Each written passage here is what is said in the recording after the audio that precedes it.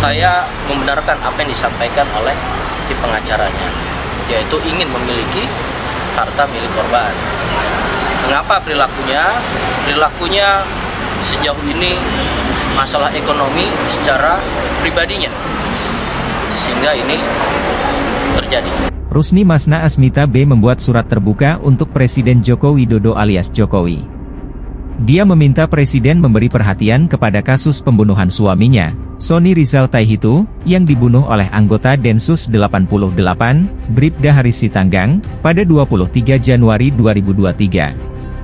Saya memohon Bapak Jokowi, Presiden Kebanggaan Rakyat Indonesia, untuk memberi perhatian Bapak terhadap kasus suami saya ini yang mengakibatkan hilangnya nyawa suami saya, dan saya harus menanggung penderitaan sebagai seorang janda, serta memberikan hukuman yang seadil-adilnya kepada pelaku, tulis Rusni dalam surat yang diterima pada Sabtu, 18 Maret 2023. Rusni menulis surat dan menandatanganinya di atas meterai pada 14 Maret 2023.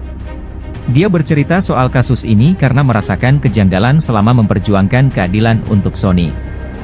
Menurut Rusni, sejak awal suaminya tewas dibunuh di perumahan Bukit Cengkeh, Cimanggis, Depok, dia kurang mendapatkan informasi yang jelas dari polisi. Pengalaman itu dirasakannya sejak mendatangi Polres Depok dan Polda Metro Jaya pada 7 Februari 2023. Rusni mengatakan dirinya lama mendapatkan surat pemberitahuan perkembangan hasil penyelidikan atau SP2HP.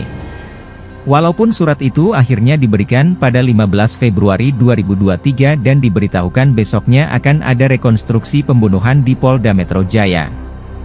Bahkan hingga saat ini tidak pernah ada ucapan bela sungkawa atau permintaan maaf dari atasan atau instansi si pelaku yang telah menghilangkan nyawa suami saya dengan sadis, kata Rusni.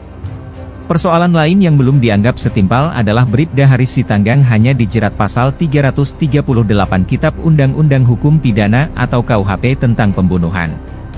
Sedangkan dia menduga tindakan anggota Densus 88 itu sebagai pembunuhan berencana.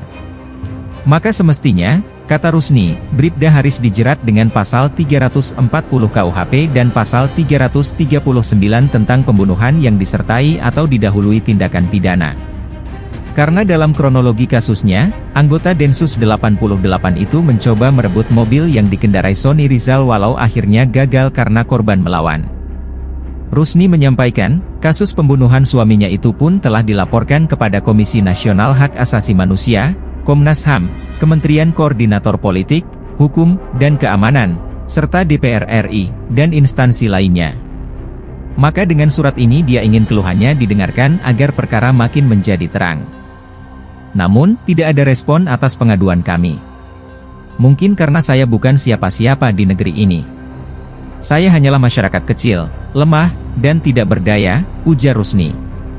Pembunuhan berawal dari pelaku yang mencari target sopir taksi online di sekitar Semanggi, Jakarta. Setelah didapatkan dan diantar ke wilayah sekitar tempat kejadian perkara atau TKP, Haris menodong Sony, lalu dia mendapat perlawanan. Namun, korban mendapatkan sejumlah luka tusukan pisau di tubuhnya. Ketika korban melindungi diri, Haris keluar dari mobil dan meninggalkan tas beserta isinya yang ada kartu tanda anggota Polri. Kejadian itu terjadi pada pagi hari, kemudian pelaku pun ditangkap oleh Satuan Densus 88 pada waktu sore di Kabupaten Bekasi.